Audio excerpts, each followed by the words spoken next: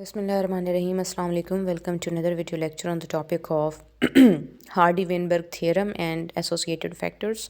इस लेक्चर में बेसिकली हमने ये डिस्कस करना है पहले कि आर्टिफिशियल सिलेक्शन क्या होती है और नेचुरल सिलेक्शन क्या है। यानी आपके माइंड में कॉन्सेप्ट होना चाहिए कि इन दोनों सिलेक्शन की क्या जो है ना बेसिक्स होती हैं और इनमें फ़र्क क्या होता है। फिर इसी से रिलेटेड हमारे पास एक थ्योरम है जिसको हम हार्डी-वेनबर्ग थ्योरम कहते हैं, जो बेसिकली ये बताता है कि कौन से फैक्टर्स हैं कि अगर वो कांस्टेंट रहें तो एवोल्यूशन नहीं होगी और अगर इनमें चेंजेस होए तो कैसे कैसे एवोल्यूशन पॉसिबल हो सकती है। ठीक है जी।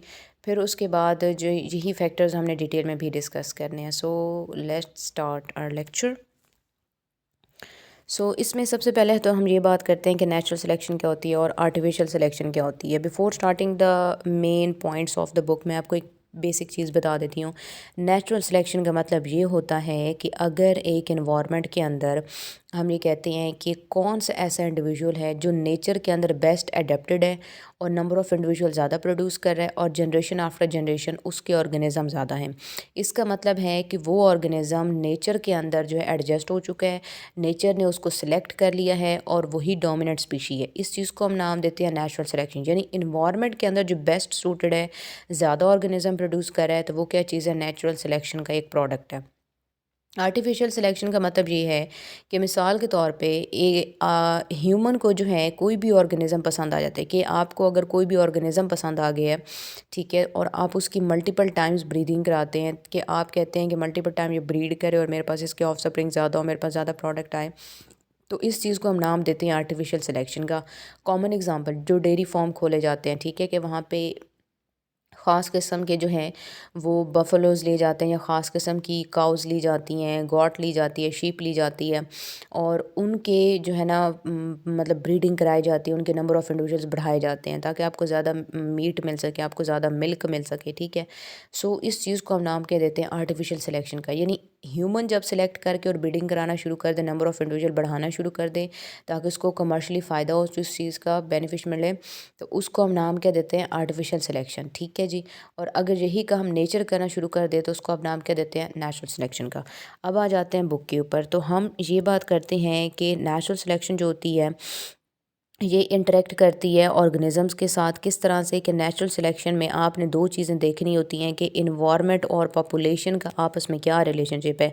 अगर इन्वायरमेंट और पॉपुलेशन का रिलेशनशिप बहुत ज़बरदस्त है, स्ट्रॉन्ग है, तो फिर ज़ाहिर है कि वो पॉपुलेशन इन्वायरमेंट में एडजस्ट हो जाएगी और नेचुरली सेलेक्ट हो जाएगी और उसके नंबर ऑफ़ इंडिविजुअल भी ज़्यादा होंगे। लेकिन डार्विन ने ये रुझान देखा था कि लोगों में आर्टिफिशियल सिलेक्शन वाली चीज़ भी होती है कि वो डोमेस्टिकेटेड एनिमल्स और प्लांट्स की वैरायटीज़ को बढ़ाते रहते हैं ताकि उन्हें फ़ायदा हो। सिंपल से मिसाल है, आप फसलें काश्त करते हैं, क्रॉप्स उगा रहे होती हैं, तो ये चीज़ क्या है, आप प्लांट्स की जो है आर्टिफिशियल सिलेक्शन कर रहे हैं, आप पोल्ट्री बढ़ा रहे हैं, शीप काउस बफलोज बढ़ा रहे हैं, ठीक है, तो ये क्या चीज़ है, एनिमल्स की आर्टिफिशियल सिलेक्शन होती है। तो ह्यूमंस मॉडिफाई करते हैं, कुछ स्पीशीज़ को सिलेक्ट करते हैं अपने डिज़ायर्ड वैरायटीज़ को ताकि ब्रीडिंग स्टॉक बढ़ा सकें, ताकि इनकी ग्रोथ से जो है ना इनको फ़ायदा हो। अब जो इंडिविजुअल आपने सेलेक्ट करके ग्रो करवाएँ हैं, ज़ाहिर सी बात है वो हैं तो नेचुरल ही ना, यानी वो इंडिविजुअल एग्जिस्ट करते हैं, तो उनकी वाइल्ड लाइफ के साथ या वाइल्ड एंसेस्टर के साथ, यानी जो जंगली जानवर होते हैं उनके साथ भी ज़ाहिर सी बात है सिमिलरिटीज़ तो हैं। यानी मिसाल के तौर पे एक आपका पेट है, एक आपने डॉग रखा, तो वो क्या है, आपका पेट है तो डॉग ही ना। तो और एक बिल्कुल उसी की स्पीशी का एक इंडिविजुअल है जो फॉरेस्ट के अंदर रहता है, जो आप जिसको सादा से ज़बान में कहते हैं कि जो वो जंगल के अंदर रह रहा होता है, वाइल्ड डॉग है। ठीक है, तो है तो वो डॉग आपने अपने पास रख लिया, डोमेस्टिकेटेड हो गया, जंगल में छोड़ दिया, नेचुरल हो गए तो वो वाइल्ड स्पीशी हो गई। तो इस तरह से एक कॉन्सेप्ट होता है डोमेस्टिकेटेड और वाइल्ड का। ठीक है जी। फिर उसके बाद हम ये कहते हैं कि from changes achieved by artificial selection with a very short relatively period of time, हम ये कहते हैं कि डार्विन ने ये पोस्टुलेट किया था कि जो नेचुरल सिलेक्शन होती है ना, ये ऑर्गेनिज्म के ऊपर बहुत ज़्यादा काम करती है, ये इवन डाइवर्सिटी ऑफ लाइफ के ऊपर भी अफेक्ट करती है नेचुरल सिलेक्शन। ऑब्वियस सी बात है कि एक एरिया के अंदर अगर बहुत सारे इंडिविजुअल्स हैं जो नेचुरल सिलेक्शन को फेवर कर रहे हैं, जो इन्वायरमेंट के साथ अडेप्ट हो रहे हैं, तो वहाँ पर आपको डाइवर्सिटी बहुत ज़्यादा देखने को मिलती है। ठीक है, और एक एरिया जहाँ पर सिर्फ एक ही पॉपुलेशन ऐसी है जो नेचर के साथ एडजस्ट कर जाती है, तो वहाँ पर आपको नेचुरल सिलेक्शन में बस लिमिटेड ही एक चीज़ नज़र आएगी, एक ही स्पीशी नज़र आएगी जिसने अडेप्शन की हुई है या जिसके अंदर वैरायटी ज़्यादा, बाकी आपको एक्सटेंट मिलती हैं। ठीक है, वहाँ से तो हम कहते हैं कि पॉपुलेशन का मतलब है group of interbreeding individuals belonging to same species, यानी एक ही जियोग्राफिकल एरिया के अंदर रहते हुए एक ही स्पीशी के इंडिविजुअल जो एक ख़ास टाइम पीरियड में एक ख़ास एरिया के अंदर रह रहे हैं और आपस में ही इंटरब्रीडिंग करते हैं, उसको हम पॉपुलेशन कहते हैं। तो हम ये कहते हैं कि नेचुरल सिलेक्शन जो होती है ये एम्पलीफाई भी कर सकती है और डिमेंश भी कर सकती है वेरिएशन को, जो कि हेरिटेबल होती है। यानी हेरिटेबल जो उनकी है ना कैरेक्टर्स, वो एम्पलीफाई भी हो सकते हैं। यानी अगर अच्छे कैरेक्टर होंगे तो ज़ाहिर वो एम्पलीफाई तो रहेंगे, वो इंडिविजुअल्स में बढ़ते चले जाएंगे। और अगर जो है ना वो बैड कैरेक्टर्स हुए तो ज़ाहिर सी बात है कि वो डिमेंश हो जाएंगे, आहिस्ता आहिस्ता ख़त्म हो जाएंगे इंडिविजुअल्स में से। तो टोटली एक चीज़ जो है ना एलिमिनेट हो जाएगी। सो दैट्स वाई हम ये कहते हैं कि जितने भी अक्वायर्ड कैरेक्टरिस्टिक्स होते हैं ना, ये कभी भी हेरिटेबल नहीं हो सकते। ठीक है, ये चीज़ हम बहुत डिटेल से पढ़ चुके हैं कि वो इस वजह से हेरिटेबल नहीं है क्योंकि वो जीन्स में नहीं होते, क्योंकि वो एक्वायर्ड हैं। ठीक है जी। फिर उसके बाद हम ये बात करते हैं कि जो स्पीशीज़ होती हैं नेचुरल सिलेक्शन की, या हम ये कहते हैं कि जो स्पेसिफिक ऑफ नेचुरल सिलेक्शन जो होती हैं ये रीजनल और टाइमली होते हैं। तो बहुत सारे इन्वायरमेंटल फैक्टर्स ऐसे होते हैं जो प्लेस टू प्लेस वेरी करते हैं, टाइम टू टाइम वेरी करते हैं। सो अडेप्टेशन क्या चीज़ होती है? अडेप्टेशन एक सिचुएशन के अंदर अडेप्टेशन का मतलब ये होता है कि फॉर एग्जांपल ऑर्गेनिज्म एक सिचुएशन में, एक इन्वायरमेंट के अंदर, एक सिचुएशन में वो अडेप्टेबल हो गया, आसानी से रह सकता है। लेकिन यही इंडिविजुअल किसी और इन्वायरमेंट में चला जाता है, वहाँ पे अगर अडेप्टेशन हो तो ज़रूरी नहीं है कि वो वहाँ पे एडजस्ट करे। हो सकता है वो डेट्रीमेंटल हो सकता है वहाँ से उसकी एक्सटेंशन भी हो जाए। सो हम कहते हैं कि नेचुरल सिलेक्शन की हमारे पास एक एग्जाम्पल रह जाती है action of evolution of antibiotic resistance in bacteria. यानी नेचुरल सिलेक्शन की हमारे पास क्या है, एक एग्जांपल है कि आप जो है एंटीबायोटिक रेजिस्टेंस अप्लाई करते हैं बैक्टीरिया पे। मिसाल के तौर पे आपके पास है बैक्टीरिया का कल्चर, इसमें डिफरेंट वैरायटी के बैक्टीरिया हैं, यानी डिफरेंट टाइप डिफरेंट जीन्स के बैक्टीरिया हैं और स्पीशीज़ मौजूद हैं। आप क्या करते हैं, इनके ऊपर टेट्रासाइक्लिन अप्लाई कर देते हैं। अब टेट्रासाइक्लिन अप्लाई करने की वजह से लेट्स से ये वाला जो एरिया था ये सारा ख़त्म हो जाता है और ये सर्वाइव करते रहते हैं। तो इसका मतलब ये है कि ये ऐसे ऑर्गेनिज्म हैं जिन पे टेट्रासाइक्लिन इफेक्ट कर गई और इसको डिस्ट्रॉय कर दिया, इनके स्ट्रक्चर को, इनकी ट्रांसलेशन को डिस्ट्रॉय कर दिया, तो इंडिविजुअल ख़त्म हो गए। लेकिन ये ऐसे बैक्टीरिया थे कि जिनके अंदर जो है रेजिस्टेंस मौजूद थी इसके ख़िलाफ़, तो उनको फ़र्क ही नहीं पड़ा। ठीक है, उनका प्लाज्मिड वर्किंग करता रहा और उनको फ़र्क नहीं पड़ा, उन्होंने सर्वाइव कर लिया। सो वही चीज़ हम कहते हैं कि एंटीबायोटिक रेजिस्टेंस जीन्स जो होती हैं बैक्टीरिया के अंदर, ये एक एग्जांपल है नेचुरल सिलेक्शन की। फिर उसके बाद हम आ जाते हैं कि जो एक पॉपुलेशन की आप बात करते हैं, तो पॉपुलेशन जो होती है ये लोकलाइज्ड ग्रुप ऑफ इंडिविजुअल है। यानी आप पॉपुलेशन ये कह रहे हैं कि एक एरिया के अंदर एक ख़ास टाइम पीरियड में जो इंडिविजुअल रह रहे हैं, एक स्पीशी रह रही, उसी को आप पॉपुलेशन कह रहे हैं। ठीक है, तो स्पीशी क्या हो जाएगी? स्पीशी वही इंडिविजुअल हैं जो रह रहे हैं वहाँ पे और वो एक दूसरे के साथ इंटरब्रीड कर रहे हैं। सो हम ये कहते हैं कि हर स्पीशी की ना एक जोग्राफिकल रेंज होती है और एक जोग्राफिकल रेंज के अंदर रहते हुए वो एक ख़ास एरिया के अंदर जो है ना लोकलाइज्ड होते हैं। यानी मिसाल के तौर पे मैं आपको ये कह, यहाँ से जो इस पहले पैराग्राफ में लिखा हुआ है कि इस बात का ये मतलब है, यहाँ पे ये चीज़ लिखी हुई है कि फॉर एग्जांपल आप कहती हैं कि एक एरिया है जहाँ पे एक स्पीशी रह रही है। तो अगर एक जोग्राफिकल एरिया के अंदर एक लोकेशन में एक स्पीशी रह रही होती है तो वो हर जगह डिस्ट्रीब्यूट नहीं होती, बल्कि वो एक एरिया के अंदर लोकलाइज्ड हो जाती है या सेंट्रलाइज हो जाती है। अब ये ऐसा एरिया था जहाँ पे उसको रिसोर्सेज भी मिल गए, जहाँ पे फूड भी मिल गया, जहाँ पे शेल्टर भी मिल गया, तो वो यहाँ पे क्या होती है, लोकलाइज्ड हो जाती है, वो यहाँ पे रह जाती है। सो इस चीज़ को हम नाम दे रहे हैं कि ये हमारे पास क्या है कि सेंट्रलाइज्ड पॉपुलेशन है या सेंट्रलाइज्ड स्पीशी है। ठीक है जी। और इसमें हम कहते हैं कि फॉर यही इंडिविजुअल एक दूसरे के साथ आसानी से इंटरब्रीड भी कर सकते हैं, आसानी से एक दूसरे के साथ जीन का ट्रांसफ़र भी कर सकते हैं, मेटिंग भी कर सकते हैं। लेकिन अगर इनमें से कुछ इंडिविजुअल इस एरिया में चले जाते हैं, ठीक है, और इनको सेपरेट करने के लिए एक जोग्राफिकल बैरियर मौजूद है, चाहे माउंटेन रेंज है, चाहे कोई मैदानी इलाका दरमियान में आ गया, चाहे कोई फॉरेस्ट आ गया, चाहे कोई माउंटेन कहते हैं, चाहे कोई ओशन आ गया।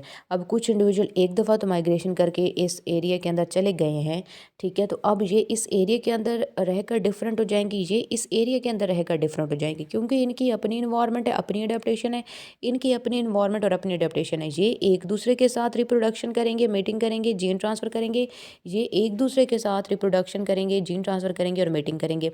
ऐसा कभी भी पॉसिबल नहीं है कि इस इंडिविजुअल के साथ मेटिंग हो जाए, रिप्रोडक्शन हो जाए, यानी कि ये कभी भी पॉसिबिलिटी नहीं होती। सो दैट्स वाई हम इस पैराग्राफ में ये बात करते हैं कि अगर जो है हम ये बात करते हैं कि अगर आप ये कह रहे हैं कि आप जो है ना एक पॉपुलेशन की बात करते हैं कि एक स्पीशी के एरिया के अंदर रह रही होती है, लोकलाइज्ड पॉपुलेशन है, तो वहाँ पे क्या होती है कि सेंट्रलाइज हो जाती है। तो अगर आप आइसोलेशन करवाते हैं उस ऑर्गेनिज्म की और वो कहीं दूर सेपरेट एरिया के अंदर चले जाते हैं अनकनेक्टेड लेक की वजह से या दरमियान में जो भी बैरियर आता है, ठीक है, सो वो पॉपुलेशन क्या होती है, एक दूसरे से सेपरेट हो जाएंगी।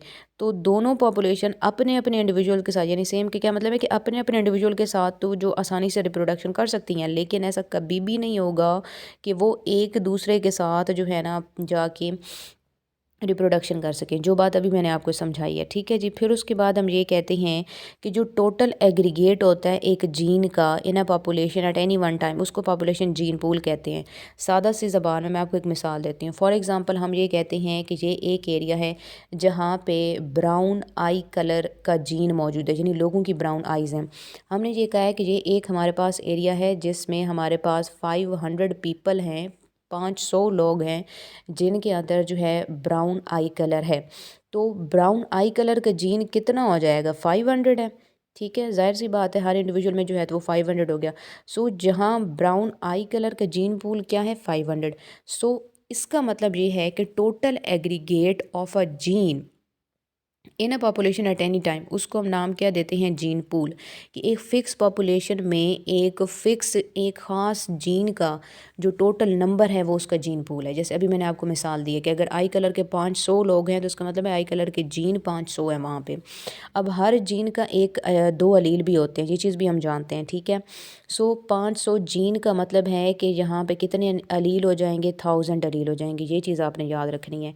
अब ये जो जीन हमारे पास मौजूद है, ये जीन जो होता है वो डिप्लॉयड सिचुएशन है। ह्यूमंस की बात करें तो ह्यूमन डिप्लॉयड होते हैं। सो डिप्लॉयड स्पीशी के अंदर क्या होता है कि हर जो जीनोम होता है ना, हम कहते हैं हर लोकस में आपके पास दो पोजीशन आ जाती हैं। डिप्लॉयड इंडिविजुअल है ना, सो दैट्स वाई हम कहते हैं कि डिप्लॉयड में आपके पास होमोजाइगस भी हो सकता है, वो हेट्रोजाइगस भी हो सकता है। ठीक है, तो ये दो पॉसिबिलिटीज़ आती हैं। अब हम ये कहते हैं फॉर एग्जांपल कि हम होमोजाइगस को ले लेते हैं, क्योंकि हमने पीछे जो एग्जांपल की बात की है कि 500 इंडिविजुअल हैं और उनमें 500 के अंदर, क्योंकि सबके अंदर ब्राउन आई कलर है, तो मतलब 500 जीन के मतलब है 1000 अलील, तो वो हमने होमोजाइगस कंडीशन की ही बात की है। ठीक है। सो हम ये यहाँ पे कहते हैं कि if all the members of a population are homozygous, जैसे हमारी एग्जांपल में थी, for the same allele, then that allele is called fixed allele. यानी एक जीन के लिए आप कहते हैं कि 500 लोगों के अंदर अगर 500 जीन मौजूद थे और उसमें टोटल 1000 अलील हैं, तो सबके अंदर एक ही फैक्टर यानी ब्राउन आई कलर दे रहा है, तो उसको हम क्या कह रहे हैं, फिक्स्ड अलील है।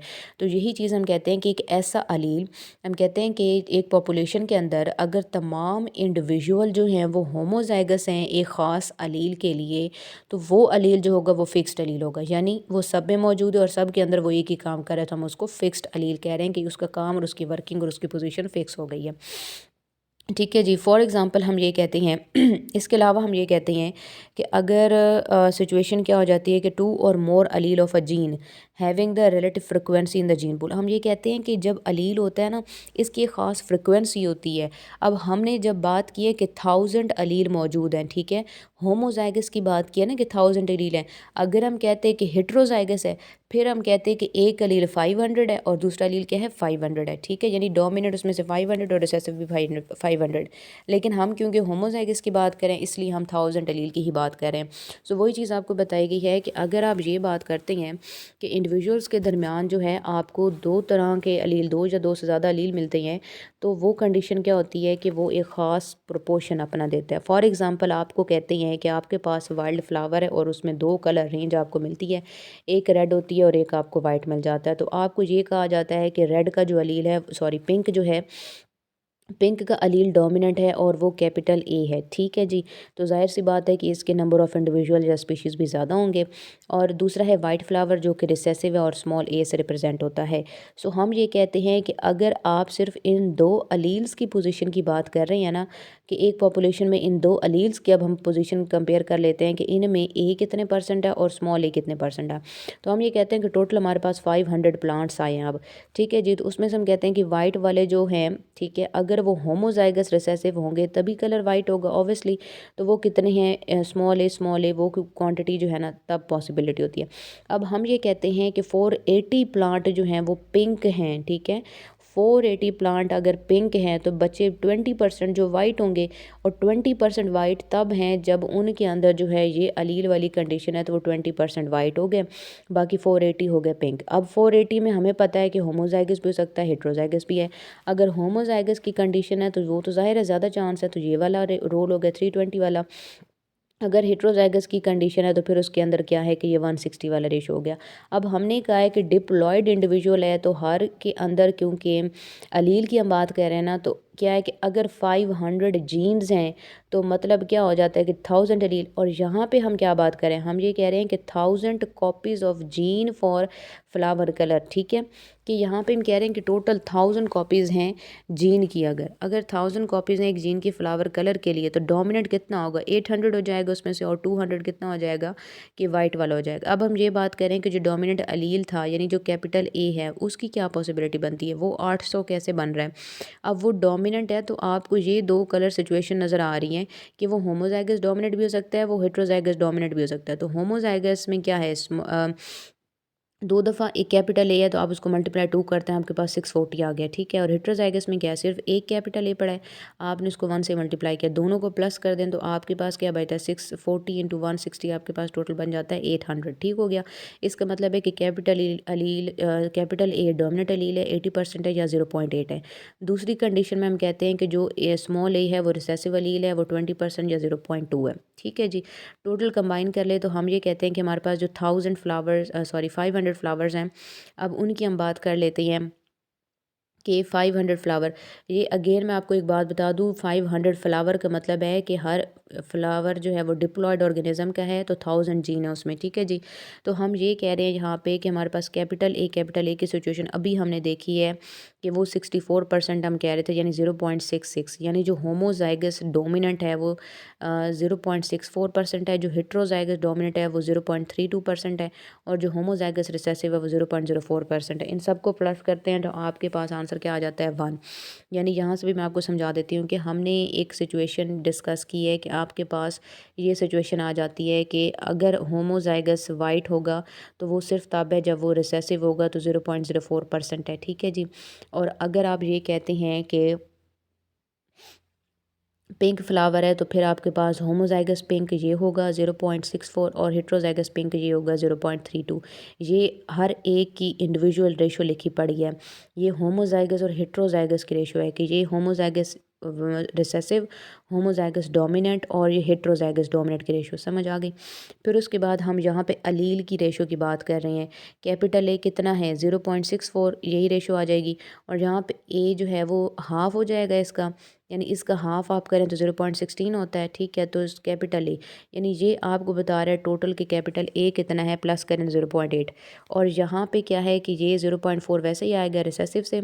ठीक है, और यहाँ इसको हाफ कर दें 0.16, फिर ये आपको बता रहा है कि स्मॉल ए कितना है, 0.2%। तो ये हमारे पास जो यानी कि एग्जांपल है कि किस तरह से जीन और अलील की फ्रिक्वेंसी एक दूसरे से मिलती है। अब यहाँ पे इसी चीज़ को मद्देनज़र रखते हुए इसी समरी और थ्योरी की बेस पे हमारे पास आता है एक थ्योरम जिसको हम हार्डी-वेनबर्ग थ्योरम कहते हैं। ये बताता है frequency of genotype of non evolving population. Frequency of genotype का क्या मतलब है, यानी कि एक जीन की कितनी फ्रिक्वेंसी या कितना नंबर मौजूद है।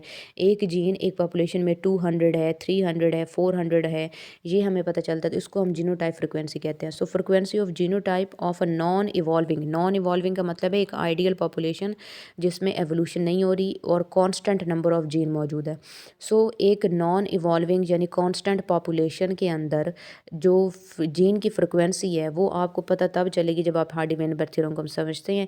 1908 में साइंटिस्ट ने इसको दिया था, और बेसिक अजम्पशन क्या है, ये कहता है कि frequency of allele and genotype in a population gene pool remains constant over generation unless acted upon by the factors other than sexual recombination। यानी आपसे ये कहा जाता है कि एक पॉपुलेशन के जीन पूल में उसकी जीनोटाइप और उसके अलील की फ्रिक्वेंसी हमेशा कांस्टेंट ही रहेगी, generation after generation frequency constant ही रहेगी अगर उसके ऊपर कुछ ऐसे फैक्टर्स अफेक्ट करें जो कि अदर देन सेक्स रिकम्बिनेट हो, यानी कि सेक्सुअल रिप्रोडक्शन के अलावा कुछ ऐसे फैक्टर्स हैं यानी नेचुरल फैक्टर्स जो अफेक्ट करें। यानी कि एक पॉपुलेशन के अंदर नंबर ऑफ़ अलील्स और नंबर ऑफ़ जीन जो है वो सेम रहेंगे, जनरेशन आफ्टर जनरेशन सेम रहेंगे, अनटिल के उनके ऊपर कुछ फैक्टर्स अफेक्ट करें। अगर वो फैक्टर अफेक्ट करेंगे ज़ाहिर है अलील चेंज हो जाएंगे, एवोल्यूशन हो जाएगी। अगर वो फैक्टर कांस्टेंट रहेंगे तो अलील सेम रहेंगे, कांस्टेंट रहेंगे तो एवोल्यूशन नहीं होगी। इस बात का ये मतलब है। अब हम यहाँ पे एक एग्जांपल देख लेते हैं कि जो जनरल फार्मूला होता है हार्डी-वेनबर्ग थ्योरम या इक्वेशन का, वो बेसिकली आपको ये बताता है कि अलील की फ्रिक्वेंसी कितनी है और जीनोटाइप उस पॉपुलेशन की क्या होगी। सो यहाँ पे हम आ जाते हैं जिसको हम ये कहते हैं कि फॉर लोकस, अगर आप कहते हैं कि आपके पास दो अलील हैं, ठीक है, लोकस यानी आप कहते हैं कि आपके पास दो अलील हैं, यानी हम बात कर रहे हैं अब यहाँ पे एक जीन की। आपने ये बात याद रखनी है कि हम यहाँ किसकी बात कर रहे हैं, एक जीन की। एक जीन में दो अलील होते हैं। सो हम ये कहते हैं कि एक जीन के लोकस के लिए जहाँ पे दो अलील मौजूद हैं, पॉपुलेशन जेनेटिक्स कहते हैं कि स्मॉल एक अलील के लिए आप पी इस्तेमाल कर लेते हैं और एक अलील के लिए आप क्यू इस्तेमाल कर लेते हैं, ठीक है, पी और क्यू। सो अगर वाइल्ड फ्लावर की आप बात करते हैं तो जो डोमिनेंट हमने कहा था कैपिटल ए, अगर उसकी जगह हम पी लिख दें तो पी का डोमिनेंट था तो 0.8 था और क्यू यानी स्मॉल ए रिसेसिव था तो 0.2 था। अब सिचुएशन क्या है, P plus Q is equal to 1 होना चाहिए, यानी जो कंबाइंड फ्रिक्वेंसी है अलील की वो हमेशा 100% होनी चाहिए उस लोकेशन में। अगर यहाँ पे कोई से दो अलील जो है ना मौजूद हैं, तो अलील टाइप फ्रिक्वेंसी में आप इस तरह से कैलकुलेट कर सकते हैं कि अगर आपको एक अलील की वैल्यू पता है तो आप दूसरे से कैलकुलेट कर सकते हैं। क्यों? क्योंकि ओरिजिनल इक्वेशन क्या है, P plus Q is equal to 1। तो अगर आपको पी की रेशो पता है तो आप क्यू को फाइंड आउट कर सकते हैं और क्यू की रेशो पता है तो आप पी को फाइंड आउट कर सकते हैं, ठीक है जी। फिर उसके बाद हम आ जाते हैं कि जब दो गैमीट जो होते हैं ना ये कंबाइन कर रहे होते हैं देयर अलील, कि जब दो गैमीट होती हैं ना, ये जाहिर सी बात है कि एग और स्पर्म कंबाइन करेंगे तो उनके अलील कंबाइन करेंगे और जाइगोट बन जाएगा। तो जो प्रोबेबिलिटी होती है ना कैपिटल ए की, तो वो पी स्क्वायर हो जाएगी। एक मदर से आए एक फादर से आया तो डबल ए हो गया, यानी कि पी स्क्वायर हो गया, ठीक है। फिर हम यही बात करते हैं कि अगर रेशो ये एक पी की वैल्यू 0.8 है तो पी स्क्वायर की तो 0.64 हो जाएगी, ठीक है जी। यानी स्पर्म क्या हो जाएगा, अगर ए स्पर्म ए वाले ओवम को फर्टिलाइज करेगा और जाइगोट कैपिटल ए बनेगा, तो इसका मतलब है जाइगोट के पी स्क्वायर की वैल्यू हो गई 0.64। और इसी तरह उसमें क्यू स्क्वायर की वैल्यू क्या हो जाएगी, दोनों को प्लस करेंगे तो 0.04। तो दो तरह से हम कहते हैं कि अब हमारे पास जीनोटाइप हो सकती है कि अगर ये सिचुएशन आप कह रहे हैं ना, तो ये सिचुएशन इस तरह से पॉसिबल हम कहते हैं कि there are two ways in which a capital A and small a genotype can arise depending upon the which parent to contribute. यानी आपको दो सिचुएशन मिल सकती हैं। एक पेरेंट अगर फादर कैपिटल ए दे और मदर स्मॉल ए दे तो फिर आपके पास ये सिचुएशन बनेगी। ये किसने दिया था, फादर ने, और ये किसने दिया था, मदर ने। एक एग्ज़ाम्पल हो गई।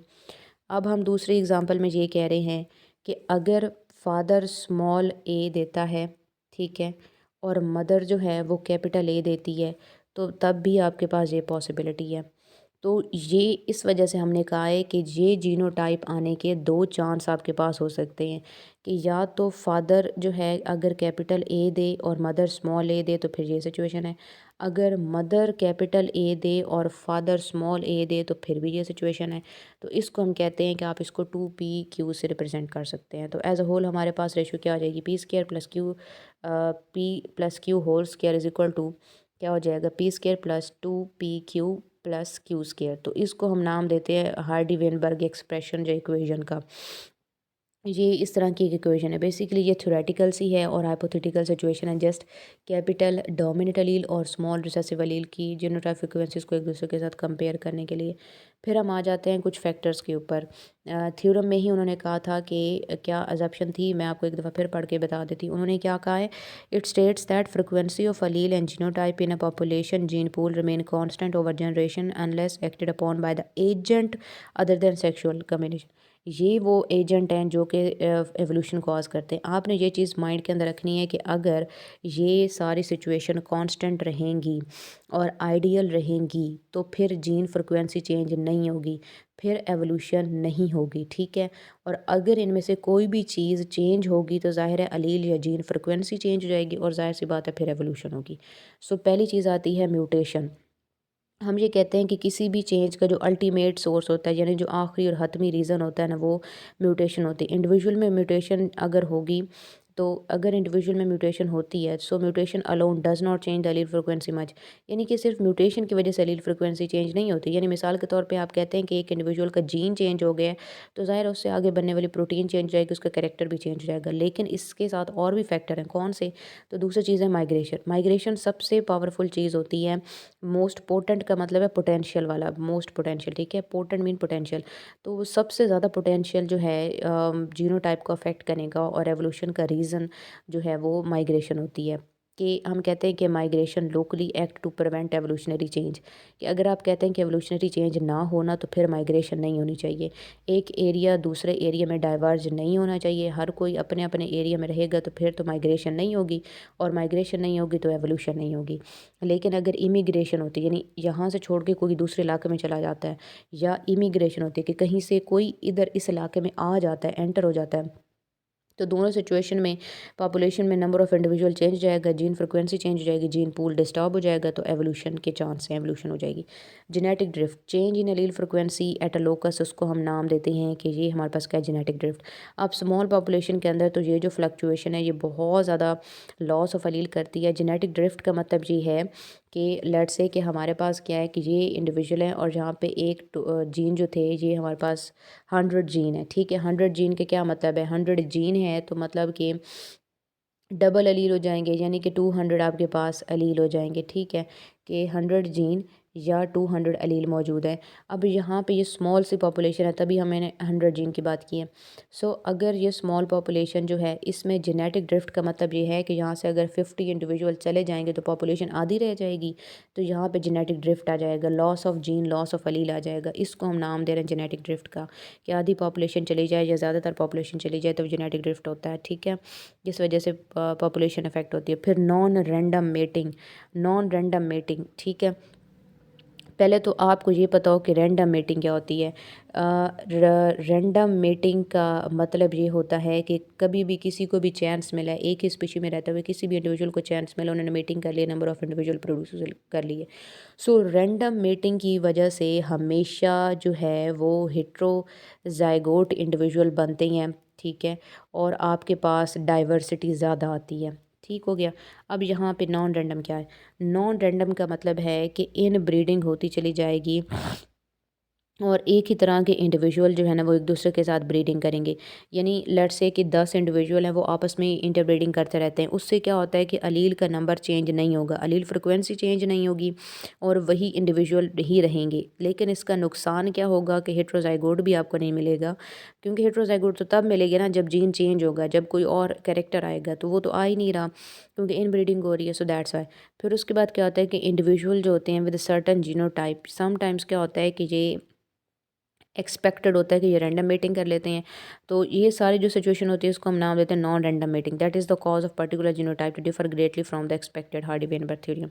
कि अगर नॉन रैंडम मेटिंग होगी तो जाहिर सी बात है कि इन ब्रीडिंग होती रहेगी, एक दूसरे के साथ ही वो रिप्रोडक्शन और मेटिंग करते रहेंगे, नंबर ऑफ़ इंडिविजुअल भी सेम रहेगा और नंबर ऑफ़ जीन और अलील भी सेम रहेगा, तो एवोल्यूशन नहीं होगी। लेकिन यहाँ पर बहुत चांस है कि हार्डी-वेनबर्ग थ्योरम को चेंज कर सकता है। किस तरह से? कि अगर उसको ज़रा सा भी चांस मिला रैंडम मेटिंग का, और उसने किसी दूसरे इंडिविजुअल के साथ, यानी अपनी ही स्पीशी के किसी दूसरे इंडिविजुअल के साथ, यानी अपने कपल के अलावा उसने किसी दूसरे के साथ अगर मेटिंग कर ली है, तो वहाँ से अगर वो कोई ऑफस्प्रिंग हुआ तो वो हेट्रोजाइगोट बन जाएगा, और इस पॉपुलेशन के लिए फ्रिक्वेंसी थोड़ी चेंज हो जाएगी, तो उससे हार्डी-वेनबर्ग इक्विलिब्रियम डिस्टर्ब हो जाएगी।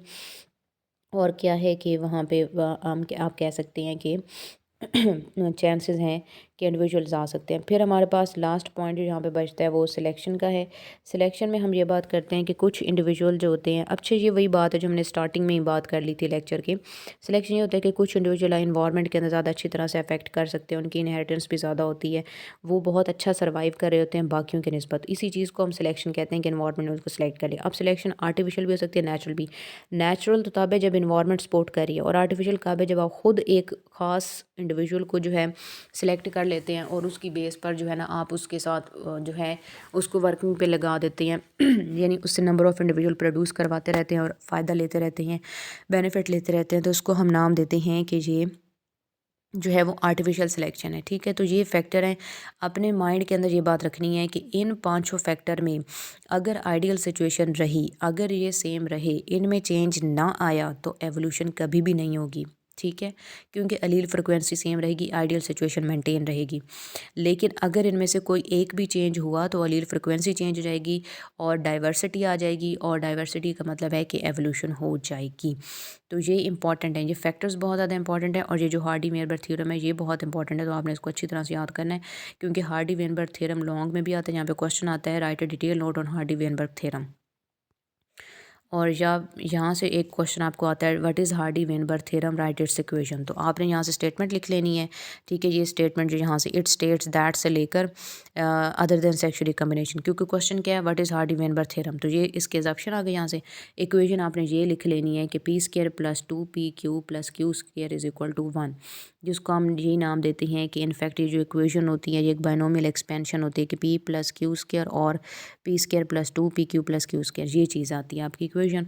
फिर उसके बाद यहाँ से एक लॉन्ग क्वेश्चन आता है, enlist the factors that are the cause of evolution. ठीक है, enlist the factors that are the cause of evolution, तो फिर ये फैक्टर्स आती हैं। या फिर ये भी क्वेश्चन आ सकता है, what are the factors which bring about evolution, ये भी लॉन्ग क्वेश्चन यहाँ से आ सकता है।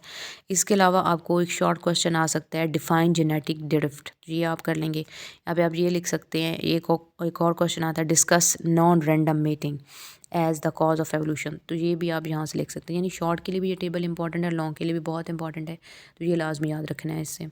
ठीक है जी, फिर हमारे पास एक काफ़ी अच्छा सा मज़ेदार सा एक टॉपिक है, एंडेंजर्ड स्पीशीज़ का। एंडेंजर्ड स्पीशीज़ क्या होती हैं, ऐसी स्पीशीज़ हम नाम देते हैं। देखिए, दो तरह की स्पीशीज़ होती हैं, एक को आप नाम देते हैं थ्रेटेंड का, एक को हम नाम देते हैं एंडेंजर्ड का, और एक को आप नाम क्या देते हैं, एक्सटेंड का। तीन स्पीशीज़ हैं।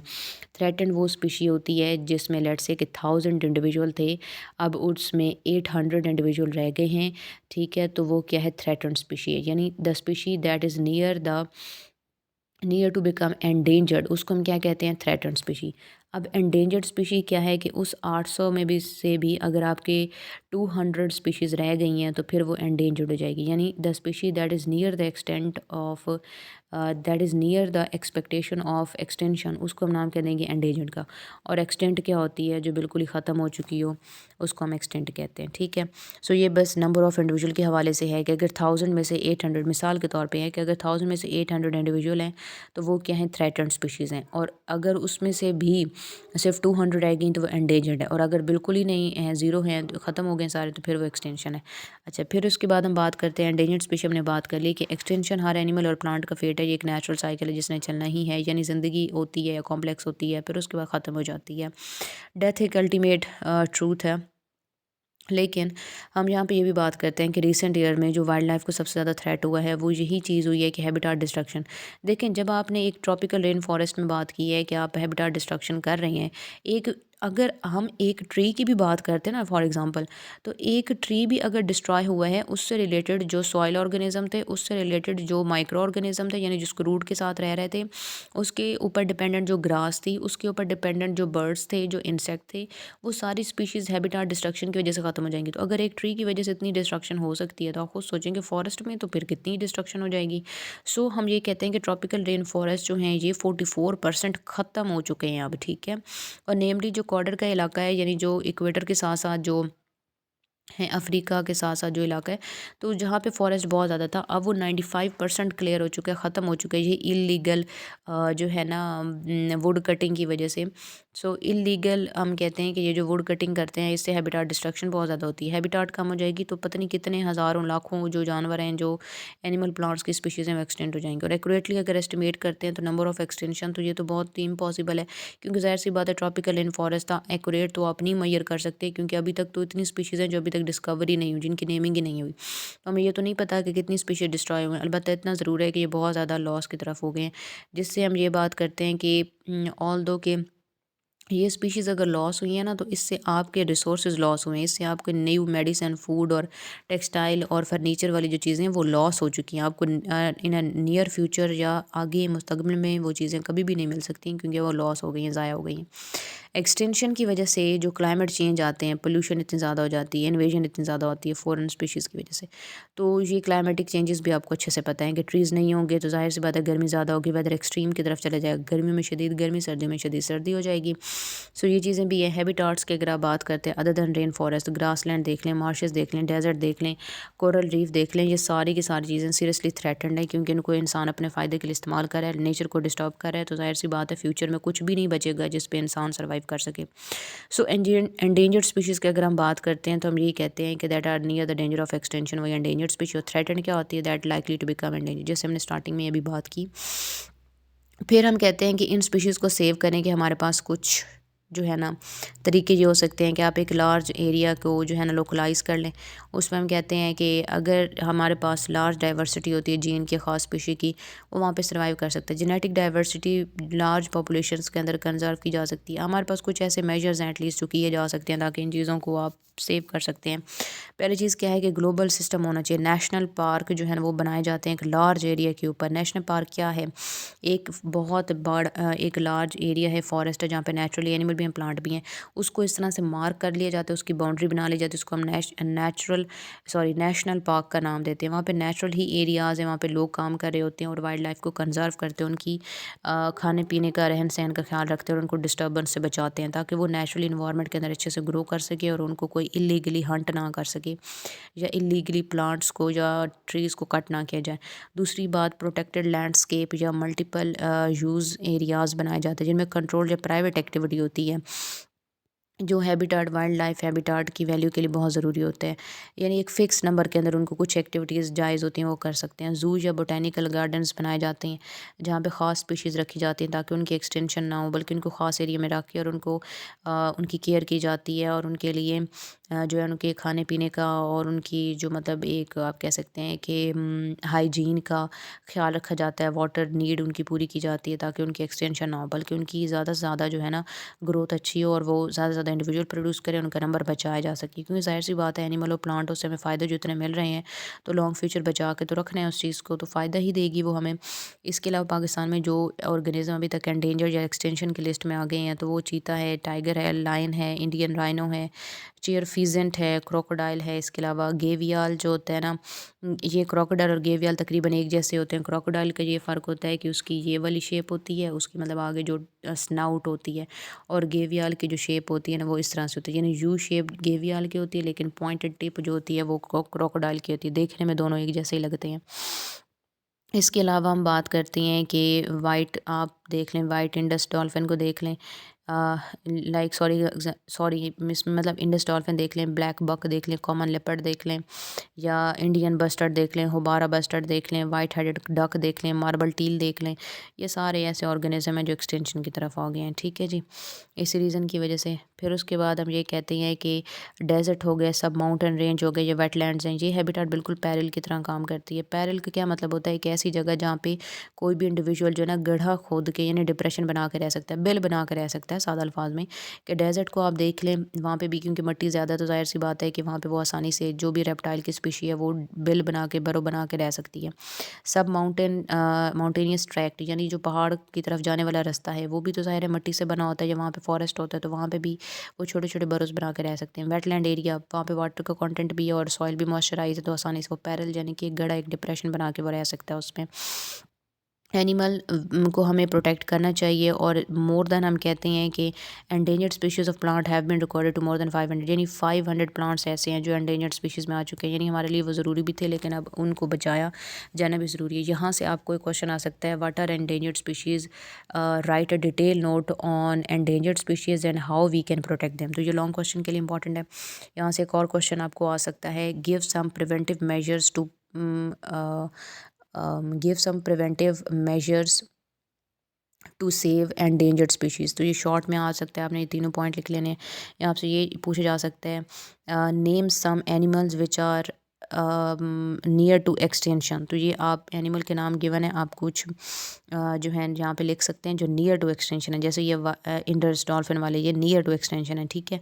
और एक और क्वेश्चन आता है list some animals which are extant in Pakistan. तो ये ऊपर वाली लाइन में जो चीता वगैरह टाइगर लिखा हो ये सारे एक्सटेंट हैं। तो इस तरह से आपको क्वेश्चन आ जाते हैं। मैं एक दफ़ा फिर रिपीट कर देती हूँ। पहला एक लॉन्ग क्वेश्चन है, what are endangered species, write a detail note on endangered species and how we can protect them.